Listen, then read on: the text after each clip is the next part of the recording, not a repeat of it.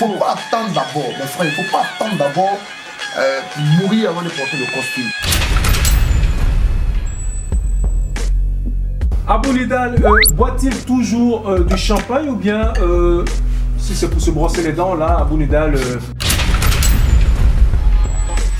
Les gens se demandent, mais il a un beau béné, il a une coupe, mais il travaille au Vatican, mais c'est son bar.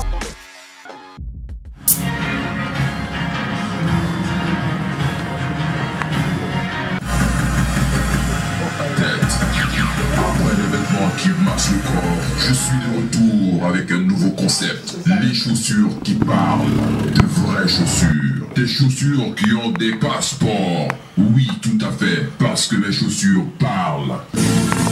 Je voudrais présenter mes condoléances les plus attristées aux familles des animaux qui ont été tués pour fabriquer mes chaussures. Malgré la beauté de l'argent, reste esclave de ta poche.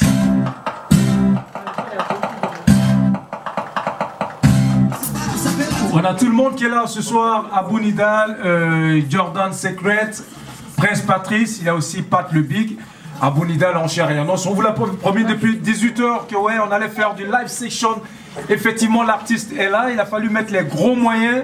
Et quel genre de moyens? C'est surtout la simplicité, la compréhension, et il est là. Bonsoir Abou Nidal. Bonsoir, bonsoir à tous les auditeurs. Oui, l'artiste est là en chair et en os. En plus, la chance qu'on a, la double chance qu'on a ce soir, c'est que ouais, c'est Jordan Secret et sa télévision, y compris toute son équipe de production qui est là pour faire un travail énorme. Ça se passe sur Radio JC66, la radio au cœur de l'actu. Abou Nidal, à l'instant, je disais bonsoir, donc bonsoir. Bonsoir, bonsoir à tous les auditeurs. Comment vas-tu? Je vais super bien, merci. Alors, Abou Nidal est là pour se reposer. Hein. Abou Nidal est en vacances à Lausanne, ça fait plaisir. À 4 jours de Noël, comment est-ce que l'artiste se sent? Je me sens super bien, l'accueil était vraiment à la hauteur de mon attente. Voilà. Alors, Abou Nidal, est-il aujourd'hui conseiller vestimentaire ou bien c'est un plus par rapport à ce que vous faites? Déjà, il faut dire que le coupé décalé rime avec les vêtements. Et nous parlons de PSS, propriété, santé et style.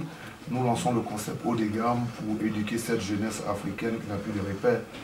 Parce que qui dit le coupé décalé dit le style vestimentaire.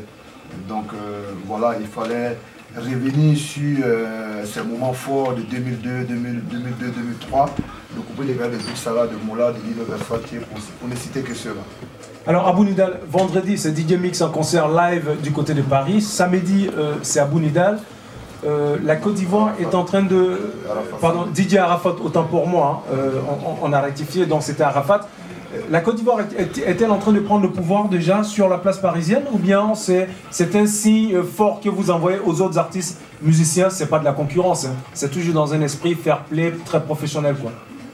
La Côte d'Ivoire, vous savez que la Côte d'Ivoire est un grand pays et nous avons de grands artistes. Le coupé décalé est né à Paris. Donc quand je vois mes jeunes frères DJ Mix, Arafat aujourd'hui qui sont des porte-flambeaux de ce mouvement, je suis très content. Et effectivement, depuis quelques années aujourd'hui, nous avons été titillés par la musique nigériane. Donc nous sommes conscients qu'il fallait se réveiller. Donc ne vous étonnez pas si le coupé décalé se réveille après quelques années de flottement en fait. Ouais, c'est fini le temps de sommeil, quoi. La sieste est terminée. Hein.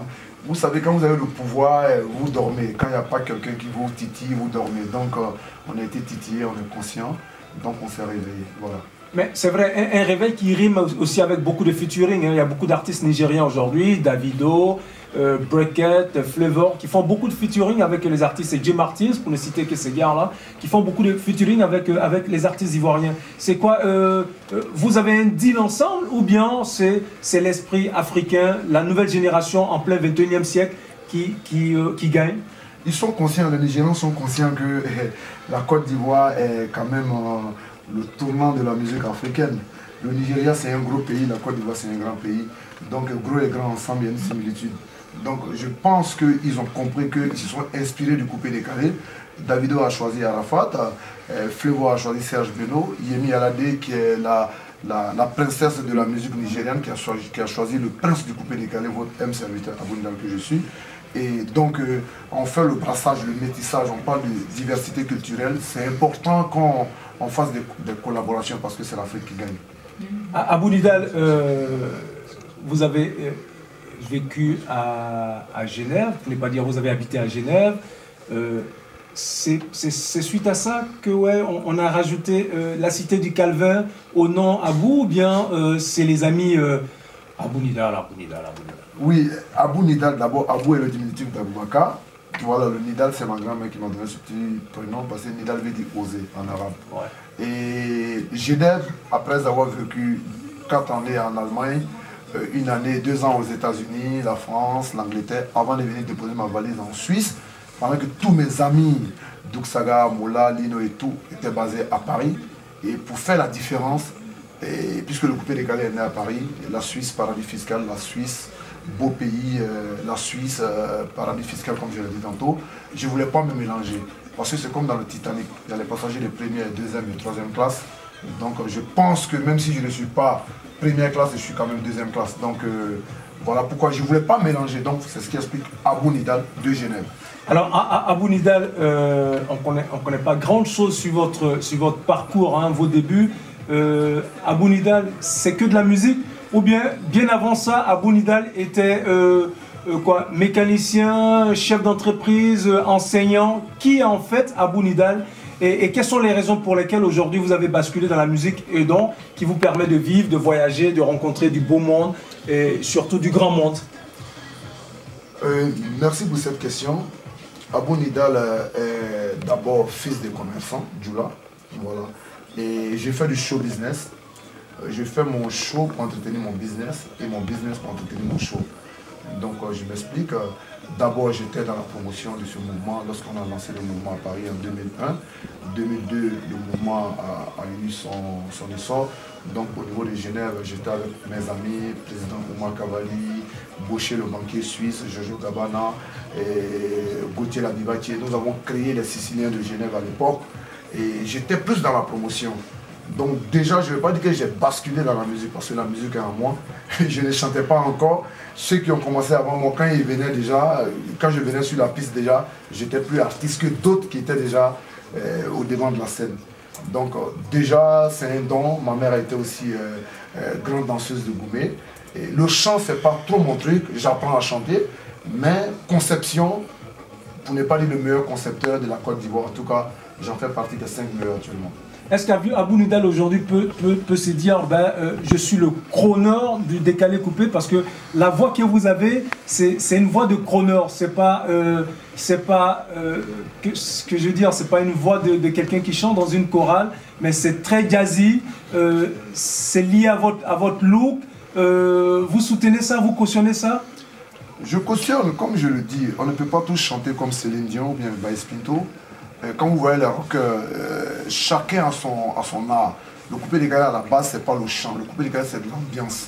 C'est de l'ambiance. Donc, je suis d'accord quand on m'attribue aujourd'hui le titre du porte-flambeau, le successeur de Douksaga. C'est un peu plus... C'est lourd cette casquette parce que Stéphane, pour moi, c'était plus qu'un artiste. C'était un homme de médias. C'était... je ne sais même plus comment qualifier ce gars. Et aujourd'hui, c'est pas moi qui le dis, hein, les fans, les adeptes de ce mouvement m'ont attribué aujourd'hui le titre du porte-flambeau. Donc j'accepte. Abou Nidal, on va souffler un tout petit peu et puis on revient à vous. Merci.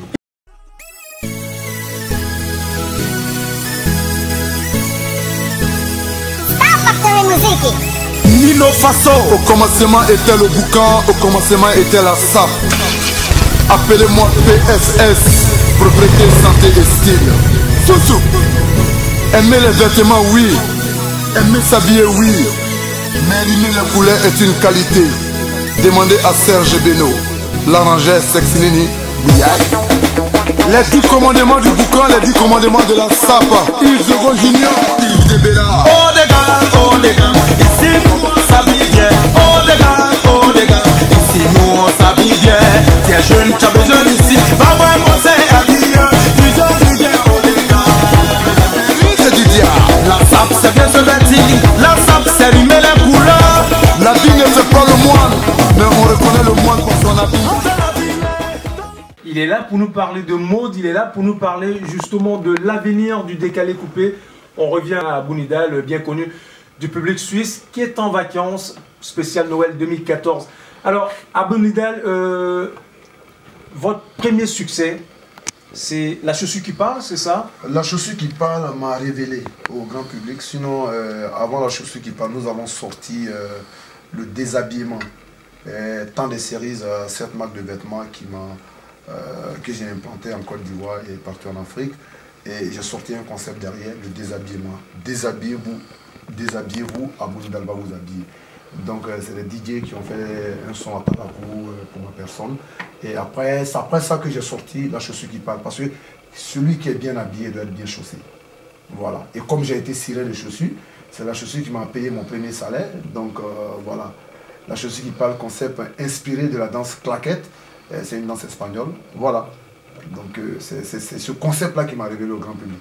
Mais est-ce que ouais, il y a une anecdote qui remonte un tout petit peu l'esprit ou bien même le moral, le mental, la tête, pour ne pas dire, est-ce que l'artiste aujourd'hui qui est Abou Nidal, lorsque le matin on se réveille, dans un des journaux, bien dans les journaux ivoiriens, on voit Abou Nidal chanteur, Abou Nidal sérieux, Abou Nidal honnête. On se prend un peu la tête ou bien on reste toujours zen, les pieds sur terre? Vous savez, quand vous faites un boulot, par amour, par plaisir, tout ce qu'on vous dit, tout ce qu'on dit, vous acceptez. Parce que vous savez ce que vous êtes.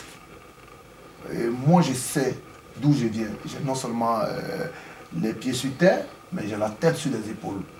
Donc c'est très important pour l'équilibre. Quand vous faites ce boulot-là pour paraître, quand vous faites ce boulot-là pour plaire aux gens, c'est ce qui fait que vous vous intéressez souvent au ragot, parce que quand vous êtes un homme public, vous acceptez tout. On a décidé d'être, de s'afficher, on a décidé d'être exposé. Donc on prend les pour et les contre. Et comme moi-même je le dis dans mes chansons, on ne peut pas plaire à tout le monde. Dieu, malgré sa bonté, Jésus-Christ n'a pas fait l'unanimité. Ils l'ont tué.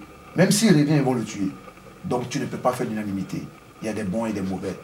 Et donc ceux qui ne m'aiment pas, qui continuent de me salir, qui continuent de m'insulter, parce que tant qu'eux ils sont là, moi je vais émerger. Parce que c'est eux qui me permettent de me battre pour ne pas donner raison à ceux-là qui se cachent derrière ces journaux, qui se cachent derrière les médias pour régler les comptes qui n'a pas de sens. Abou Nidal, aujourd'hui dimanche 21 décembre, premier jour d'hiver, à vous entendre parler, Abou Nidal de Genève, on a l'impression que ouais, vous avez puisé quelque chose d'humanitaire de Genève, parce que la Suisse, c'est le Haut Commissariat des réfugiés, c'est un pays qui fait beaucoup pour l'humanité, quand il y a des séismes, quand il y a des maladies, des épidémies.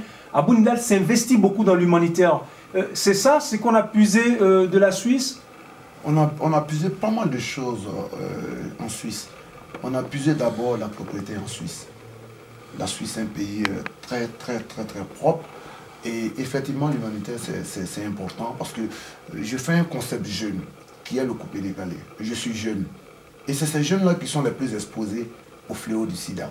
Donc, j'ai tiré ce petit concept humanitaire de la Suisse, effectivement, où je viens de poser les bases d'une fondation, la fondation Abou Nidal pour la lutte contre le VIH-Sida. L'année dernière, nous avons organisé un concert et où nous avons reversé les fonds recueillis en ce concert-là aux enfants malades de sida et aux enfants orphelins de sida, aux malades de sida et tout. Donc cette année, nous avons décidé de poser les bases d'une fondation pour aller plus loin. Nous faisons de la sensibilisation, nous faisons comment dirais-je, et nous aidons ceux-là même qui ne serait-ce qu'ont besoin d'un petit truc. Et le boucan n'arrête pas seulement que de faire le travail dans la boîte de nuit. On peut être utile sans forcément jeter, mais jeter dans les bons endroits. On est au XXIe siècle. Abidjan, Cotonou, San Francisco, Washington, qu'est-ce que je peux dire, Rikers Island, tout le monde ne parle que d'Abou Nidal de Genève après la mort de Doug Saga. C'est vrai que même si Doug Saga était vivant, en paix à son âme, Abou Nidal de Genève allait toujours régner. Abou Nidal, y aurait-il d'autres? Il y aura encore d'autres Abou Nidal ou bien on reste toujours unique dans sa vie?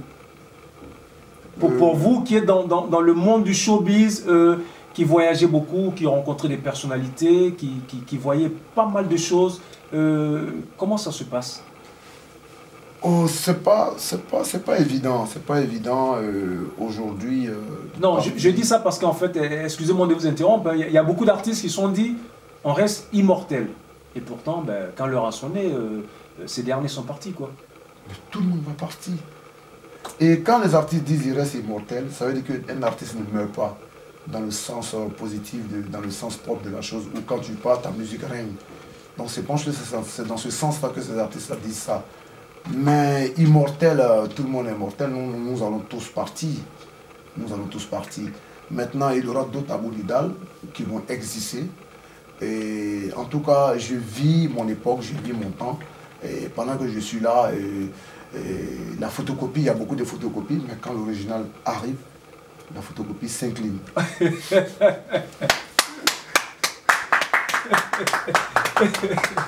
Abou Nidal, la jeunesse africaine aujourd'hui est quand même une jeunesse qui consomme beaucoup Internet, les réseaux sociaux. Et ce qu'on est en train de faire ce soir, c'est un travail de sape. Hein. On va tirer le grand chapeau à Prince Patrice, qui est aussi suisse, d'origine camerounaise. Il y a Jordan Baleko qui est là avec la Jordan Secret TV. Comment est-ce que la jeunesse africaine aujourd'hui, celle qui est restée là-bas, pas nous qui sommes ici, et surtout vous qui êtes aujourd'hui les nouveaux ambassadeurs, qui faites la navette, qui partez, qui venaient, qui restaient ici, qui redescendaient, comment est-ce que le contact se fait et qu'est-ce que les gens disent par rapport à tout ce travail de sape qu'on est en train de faire? Là, par exemple, vous êtes sur une web radio créée par moi et justement tout mon entourage, ça fait 3 mois. Effectivement, les jeunes ont toujours cette image de l'Europe où ils pensent que l'Europe c'est la terre promise, l'Occident c'est la terre promise. C'est vrai, quelque part, ils n'ont pas tort. Mais moi, le conseil aujourd'hui, avec mon expérience que je peux donner à cette jeunesse africaine, c'est de, quand vous avez un petit boulot en Afrique, il faut se concentrer dessus, il faut se battre. Et parce que ici, en Europe, tout est déjà fait. Aujourd'hui, de jour en jour, il n'y a plus de travail, et puisque c'est les machines qui font tout aujourd'hui. Donc eux-mêmes, aujourd'hui, dans les pays, ils n'ont pas de boulot. Donc c'est pas nous qui venons, c'est pas évident pour nous. Donc l'Afrique est en chantier. Et pour être fort, une jeunesse doit se lever, se battre, ne pas compter sur les parents. Mais effectivement, c'est très dur en Afrique. Maintenant, mon père me disait, celui qui a fait 100 pays peut discuter avec celui qui a 100 ans. Donc moi j'ai beaucoup voyagé dans ma vie. Donc, et vous continuez toujours à voyager, voilà. Ouais. Et donc je ne peux pas dire que je connais le monde entièrement, mais avec mon expérience, je peux parler de pas mal de pays. Donc des jeunes qui sont en Afrique, qui ont les petits boulots, et je dis il faut se concentrer sur ces boulots-là. Parce que moi-même, ce que je n'ai pas eu en 17 ans en Europe, je l'ai eu en 5 ans en Afrique, sur tous les plans. Je suis bien en Afrique, je suis bien dans ma peau. Quand je viens, c'est pour faire mes tournées, parce que j'ai mes fans un peu partout. Même en matière de cachet, je gagne plus d'argent en Afrique aujourd'hui dans mon boulot que ici en Europe. Mais on a une adresse en Suisse, on est obligé de venir voir la famille, voir les amis et dire aux gens qui parlent les brebis galeux, oui, il ne peut pas partir en Suisse, il ne peut pas aller en France et tout.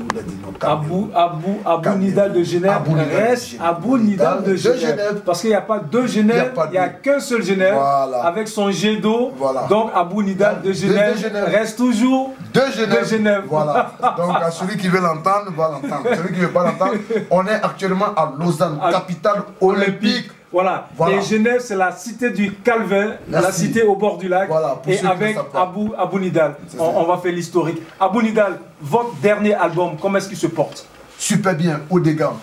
Haut de gamme, c'est une éducation vestimentaire. Nous venons de quitter depuis, nous étions au Congo. Congo-Brazzaville, Congo qui est aussi le berceau de la sape, les sapologues congolais. Et j'ai été au Congo pour un concert, j'ai été accueilli par mes amis sapeurs, parce que c'est une philosophie. C'est une philosophie, je disais tantôt, Moïse a pris aux hommes les 10 commandements de Dieu. Nous, on a décidé d'apprendre aux sapologues et aux sapeurs les 10 commandements de la sape. Le premier commandement, un sapeur doit manger à sa faim. Avant de s'autoproclamer grand sapeur, il faut manger 3 fois par jour. Bien sûr. Parce que quand tu as faim et puis tu sautes partout pour dire que tu es sapeur, tu n'es pas sapeur. Et la sape ne s'arrête pas seulement qu'au vêtement. La sape, c'est un état d'esprit. La sape, c'est Genève. Genève est sapée parce que c'est une ville propre. La sape, il faut être propre. Et c'est ça. Très clean. Et donc, voilà, Très donc j'ai lancé ce concept-là pour Ouais. éduquer la jeunesse africaine, pour dire c'est un concept comment dirais, à adhérer. Parce que la première impression est la meilleure. Quand je vous vois pour la première fois, si je vous vois sale, c'est cette image-là qui est gravée dans ma mémoire. À jamais. La sapologie, John Pri, Papa Weston, la marcologie, Anaconda, Tony le Congolais, la grifologie. Oui, c'est de... Donc, les jeunes, au lieu de mettre les caleçons dehors, on ne veut pas attendre de mourir d'abord avant de porter le costume. Non, non, non. Parce qu'il y a des gens, c'est quand ils meurent, on aime mettre le costume pour les mettre dans le comment dire. Et là, c'est le dernier voyage, Voilà, c'est le dernier voyage. sans régime. Voilà, il faut être PSS, propriété, santé et style, comme vous d'ailleurs. Ouais. Voilà. Ben, c'est gentil. Hein.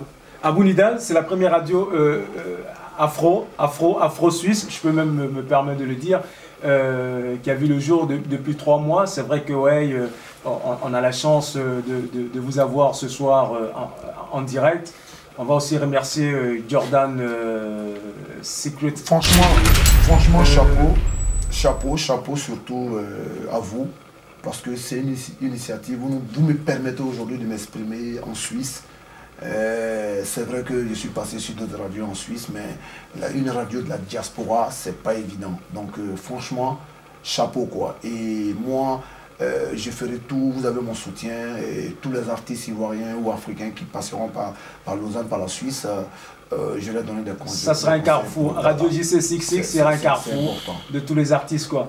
Alors, votre dernier album qui marche très très fort, le titre phare c'est le titre phare de l'album, ouais. c'est Ça c'est quoi, c'est encore le numéro 4 sur ouais. le CD. Ah ben on va l'écouter, voilà, on va l'écouter, pourquoi pas, on va l'écouter.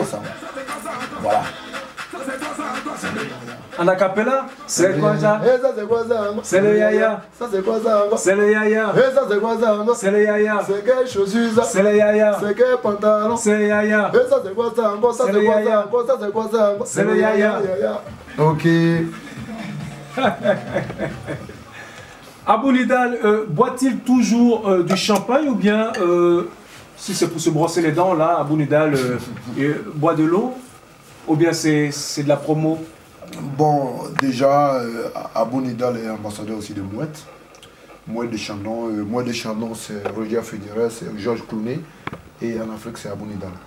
Donc, pour ne pas dire les oiseaux de même plumage volent ensemble, mais Mouette, c'est le prestige.